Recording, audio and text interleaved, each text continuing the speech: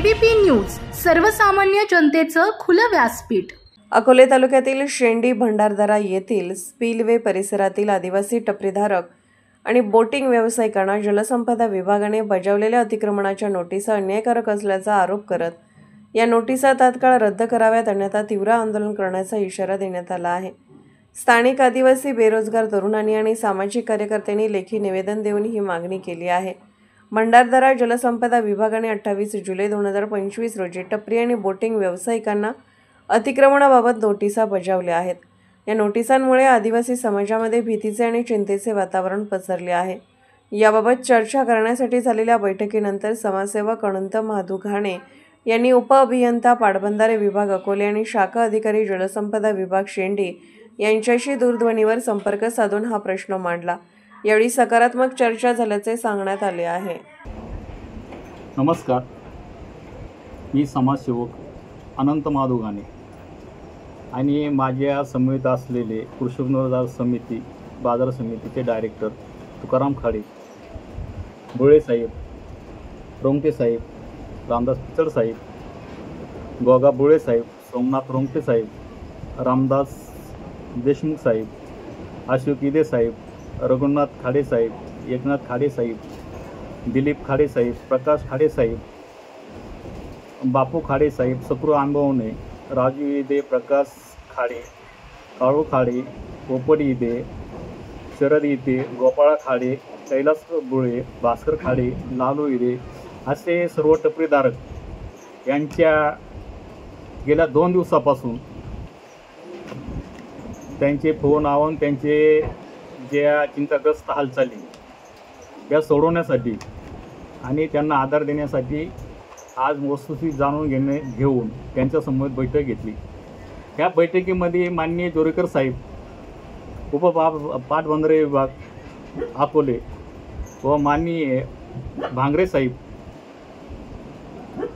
शेंडी भंडारदरा विभाग शेंडी यांच्याशी फोनवर संपर्क साधून आज जे 50 टपरीधारक आणि बोटिंगधारक उपस्थित राहून त्यांच्या समस्या जाणून जोरेकर साहेबांशी आणि भांगरे साहेबांची त्यांच्या व्यथा मांडल्या आणि त्यांना विनंती केली का साहेब, आज आमचे बोटीवाले आणि आदिवासी टपरीवाले धारक हे सर्वजण आपलं निवेदन देण्यासाठी येत आहेत, ते निवेदन घ्यावं आणि शासनाला आमच्या भावना कळवाव्यात का आदिवासी समाजाची रोजीरोटी जी आज छोट्या छोट्या टपऱ्यांमधून चाललो आहे ते सिजनेबल चाललो आहे। याच्यामध्ये काय मोठं कमाई नाही आहे का, आरोग्य आहे, शिक्षण आहे, आईवडिलांचं पालनपोषण आहे।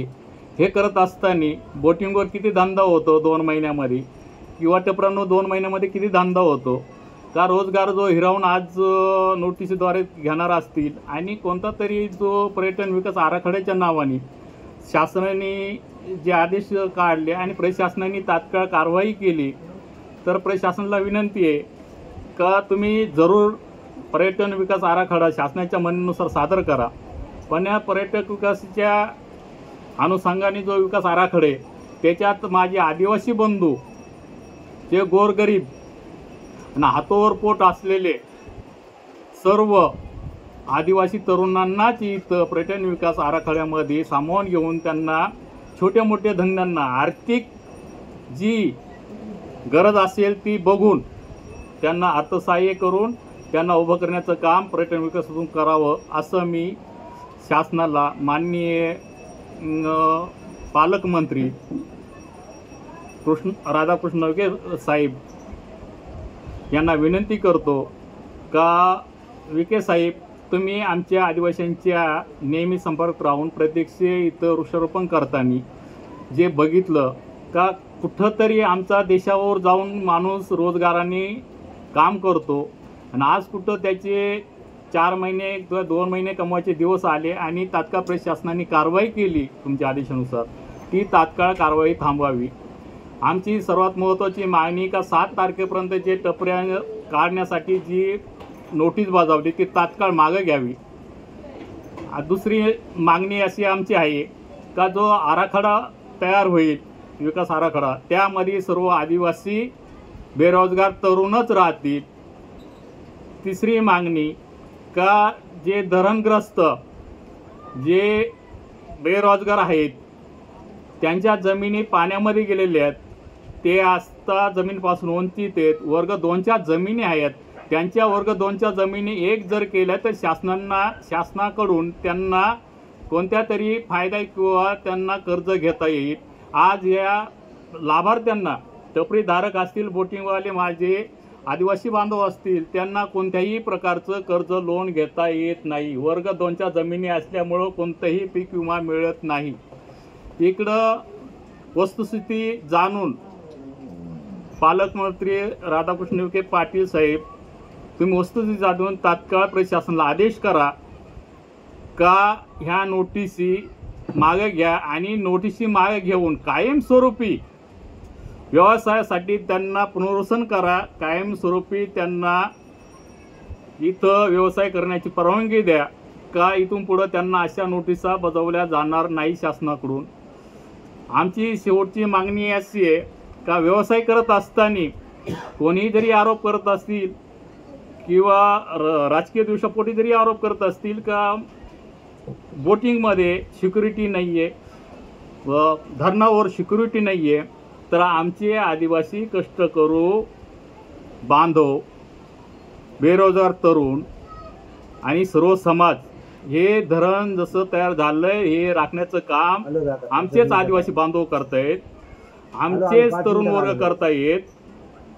आणि त्याचा उपभोग वेगळा केला जातो का यांच्यापासून धोका आहे. जर आमच्यापासून धोका असता तर इंग्रजी काळापासून झालेलं धरण कधीच फुटलं असतं. इथं कोणतीही मनुष्यहानी होत नाही. प्रत्येकाला वाचवण्याचं काम, पर्यटकांना सेवा देण्याचं काम माझा आदिवासी बेरोजगार तरुण करत आहे. आज आमचे मुलं पदवीधर असून कुठेही काम नाही, त्यांना कुठेही कामाला कंपन्यांमध्ये सुद्धा घेतलं जात नाही. ही अशी आमची आदिवासी तरुणांची परिस्थिती झालेली आहे. आरोग्याची बिकट अवस्था, त्याच्यात आता तात्काळ नोटिसी तरी टपरीधारकांच्या विचार करून, त्यांचा मानसिकतेचा विचार करून त्यांच्यावर चिंताग्रस्त होण्याची जी पाळी आली, मानसिक आरोग्य जे बिघडून राहिले त्यांचं, ते बघून शासनाने, पालकमंत्री साहेबांनी याचा तात्काळ विचार करून या नोटिसा मागे घ्याव्यात आणि यांना कायमस्वरूपी इथं धंद्यांसाठी परवानगी द्यावी असे मी सर्व आदिवासी समाजाच्या वतीने इथं बसलेल्या माझ्या सर्व टपरीधारक, बोटिंगधारक यांच्या वतीने मी शासनाला विनंती करतो का आपण तात्काळ कारवाई मागे करावी. नमस्कार, मी राजविजय मुखिल भंडारदरा. माझं असं म्हणणं आहे की मी शासनाने दिलेल्या नोटिसावर योग्य निर्णय लागला नाही तर आम्ही सर्व आदिवासी बांधव रस्त्यावर उतरू, आंदोलन करू, कुटुंबासह उपोषण करू असे सर्व मिळून शासनाला आवाहन करतो असे मी एक लाभार्थी म्हणून निवेदन करतो. जय आदिवासी. काढून टाकतील, बुलडोजर आणून आम्ही त्याच्यावर फिरवू. आणि तसंच आम्ही धरण झाल्यापासून आमचं पुनर्वसनसुद्धा केलं नाही या शासनाने आणि त्या मोबदल्यामध्ये आम्ही धंदे करतो इथं, तर ते लोक आमच्यावर आरेराईचा प्रकार घडू राहिला आहे आणि आम्हाला रोजगार नाही आहे. त्यामुळे आम्ही धंदे लावले तिथं, टपऱ्या लावल्या ती, आणि त्या टपऱ्यांवर ते जर अशा अन्याय करीत असतील आम्हा आदिवाशांवर आणि पर्यटन क्षेत्र म्हणतात आणि पर्यटन क्षेत्रामध्ये आम्हाला काढून द्यायचा प्रयत्न करून राहिले ती. फॉरेस्टरनी लागल ती मनमानी करून फॉरेस्टरसुद्धा काबीज केलं आहे. मग आम्ही राहायचं कुठं, जायचं काय, खायचं काय? त्याच्यामुळं आम्ही जर शासनाने आमची दखल जर घेतली नाही तर आम्ही डायरेक्ट अमरण उपोषणाला बसण्याची आमची तयारी आहे आणि आम्ही ते करूच. एवढं मी शासनाला सांगू इच्छितो की शासनाने आम्हाला ताबडतोब काहीतरी निर्णय देणे, त्याच्यावर सविस्तर त्यांनी विचार करून आम्हाला काहीतरी कुठल्याही म्हणजे आम्हाला इथून न काढून देण्याचा काहीतरी मार्ग काढावा. आणि आम्ही असल्यामुळे धरणाला सुरक्षासुद्धा आहे, पण शासन म्हणतंय नाही यांच्यामुळं सुरक्षा नाही आहे. आणि एस टी महामंडळाने अशी कंप्लेंट केली की रस्त्याची ते आम्ही आमच्या रस्त्याच्या साईडना भरपूर लांब दुकानं आहे ती, तरी पण एस टीवाल्यांनी कंप्लेंटसुद्धा केले आमच्यावर. तर आम्ही जर इथं नसलो तर माणसं बुडण्याचा भरपूर प्रकार घडेल. बोटिंग जर नसली तर तिथं बुडण्याचा भरपूर सोर्स येईल, कारण भरपूर पर्यटक इथं येऊन जातात. एवढं बोलून मी माझे 2 शब्द संपवतो. परंतु जर शासनाने आमची दखल जर नाही घेतली तर आम्ही आमरण उपोषण केल्याशिवाय राहणार नाही. करायचं त्यांना. मी 15 वर्षे झाले या भंडारदरा परिसरामध्ये. आमच्या टपऱ्या आहे ती, स्टॉल आहे ती, आणि शासनाने आम्हाला असं पत्र दिले की 8 दिवस. आज या ठिकाणी आमच्या भंडारदरा परिसरातील आदिवासी बांधवांना शासनाने दिनांक 28 जुलै रोजी अतिक्रमण हटवण्यासाठी आणि पर्यटनाच्या नावाचा विकास करण्यासाठी नोटीस दिलेला आहे. आणि या नोटिसाला शासनाला विनंती करण्यासाठी आज या परिसरातील आमचे सर्व आदिवासी तरुण, आमचे समाजसेवक डॉक्टर आनंद घाणे साहेब, सोमनाथदादा रोंगटे साहेब आणि सन्मान्य बुळे साहेब, मी स्वतः तुकाराम खाडे या ठिकाणी आमच्या तरुणांच्या विनंतीवरून आम्ही शासनाला असं विनंती निवेदन सादर करतोय की गेल्या 28 तारखेला दिलेले नोटीस हे अन्यायकारक आहे. कारण या ठिकाणी आमच्या आदिवासी तरुणांनी पक्के बांधकाम केलेले नाही आणि छोट्या टपऱ्या टाकून त्यांच्या कुटुंबाचा उदरनिर्वाह करतात. म्हणून जर पर्यटन विकासाच्या नावाखाली शासन काही वेगळा निर्णय घेत असेल तर ते आम्हाला अजिबात मान्य नाही. या ठिकाणी जर पर्यटन नुसता पर्यटनाच्या नावानं घोषणा, परंतु इथं जर आमचं तरुण बर्बाद होण्याचा जर शासन विचार करत असेल तर आम्ही आदिवासी समाज, आमचे आदिवासी तरुण अजिबात मान्य करणार नाही. म्हणून शासनाला मी विनंती करतो की जे 28 तारखेला नोटीस जारी केले ते तात्काळ मागे घ्या आणि आमच्या आदिवासी तरुणांना यापुढे इथं परत पर्यटन विकसित कसं होईल यासाठी पर्याय हे करून किंवा त्यांना शासकीय योजनेतून कसं पर्यटन व्यवसाय जास्त वाढवता येईल याकडे शासनाने गांभीर्याने विचार करून आमच्या तरुणांना प्रोत्साहन द्यावं आणि या अतिक्रमणाबाबत जे दिलेलं नोटीस आहे ती तात्काळ कार्यवाही थांबवावी. जय आदिवासी, जय राघोजी.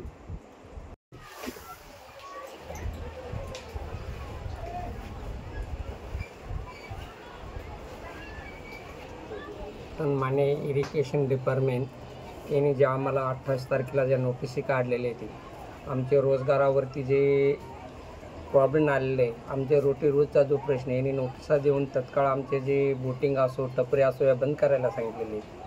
त्याच्यामुळं आमचं असं म्हणणं आहे शासनाला का ज्या आमच्या पूर्वीच्या जमिनी धरणात गेल्या ते धरणात आम्ही स्थापित झालो, आम्हाला काहीच भेटलं नाही, त्याच्या मोबदल्यात कुठलाच नाही. आमच्या आईवडिलांनी कसे तरी दिवस काढले जाऊन. आता आमच्या आरोग्याच्या किंवा शिक्षणाच्या मुलांचं काही प्रश्न असेल तर आम्ही रोजगारातून काहीतरी करत होतो. सन्माननीय मधुकररावजी पिचड साहेब यांनी पर्यटन विकासाचा इकडं संदर्भ साधवला आणि त्याच्यातून आमच्या मुलांना रोजगार भेटायला लागले. पण त्याच्या अर्थ असं झालेलं आहे का आम्हाला ज्या इरिगेशन डिपार्टमेंटला नोटीसी काढलेल्या आहेत, बोट असू द्या टपरे असू द्या, हे बंद करायला सांगितलं. आम्ही करायचं काय, आमच्या जीवनाचं काय, आमचा उदरनिर्वाह कसा होणार, याच्यावरती आमची जी रोजी चालली. तर ती पालकमंत्र्यांना असं विनंती आहे आमची आयलानगरच्या काही आमचा बोटिंग असो टपरे असो या चालू करून द्यावा, आमचा पोटाचा जो उदरनिर्वाह तो चालू करून द्यावा ही विनंती आहे, दुसरं काही नाही. नमस्कार, मी लालू इथे. मी इथला एक स्थानिक रहिवासी आणि इथे टपरीधारक पोटधारक याच्यापैकी एक आहे. इथला उदरनिर्वाह करणारा व्यक्ती आहे. हे जे बसलेले आहेत सगळे आमचे उदरनिर्वाह करणारीच मंडळी आहेत आणि आमचे मान्यवर बुळे साहेब, घाणे साहेब, खाडे साहेब आणि रोंगटे साहेब आहेत. आम्ही आमच्या समस्या मांडण्यासाठी इथं आता उपस्थित राहिलेलो आहे. तर आमच्या समस्या अशा होत्या की आता आम्हाला हे जे पालकमंत्री माननीय आमचे जलसंपदा मंत्री जे आहेत त्यांनी आणि पाटबंधारे साहेबांनी प्रशासनाकडून जे आम्हाला नोटिशन दिलेलं आहे की तुमच्या टपऱ्या बंद करा, काढून घ्या किंवा बोट बंद करा. तर मग आमचं म्हणणं असंच आहे की आता हे जर व्यवसाय आहेत, आता पर्यटक व्यवसाय खूप चाललेले, पर्यटक खूप आहेत सध्या आणि याच्यावरच आमचा सिजनेबल व्यवसाय, मूळ पॉईंट असं आहे की आमचा सिजनेबल व्यवसाय आहे. पावसाळ्यात जे पर्यटक येतात त्याच्यावरच आमचा वर्षाचा पोट पाणी चालतं. आज पूर्ण भर सिजनेमध्ये जर आम्हाला आता नोटिशन दिलेलं आहे की तुम्ही हे काढून घ्या, तर मग आम्ही कसं उदरनिर्वाह करायचा? आमचं भावी पिढीचं काय? आमचं तुम्ही फक्त काढून घ्या पण आम्हाला तुम्ही पर्याय मार्गच दिलेले नाही आहे. तर आमचं असं म्हणणं आहे की आम्हाला काहीतरी पर्याय मार्ग द्या, आम्हाला आमचे उदरनिर्वाहाला काहीतरी तुमच्या शासकीय पातळीवर काहीतरी व्यवसाय आम्हाला पण उपलब्ध करून द्या. आणि आमच्या मागण्या अशा आहेत का आता आम्ही काय करायचं? तुम्ही एकदमच आम्हाला मुदत न देता, काहीच न देता नोटिसा बजावल्या, तर मग आम्हाला पण काहीतरी कालावधी द्या आणि तुमच्या शासन पातळीवर आम्हाला हे द्या, जागा करून द्या किंवा पर्यायी मार्ग द्या. आमचं एवढंच म्हणणं आहे, आमची एवढीच विनंती आहे तुमच्याजवळ.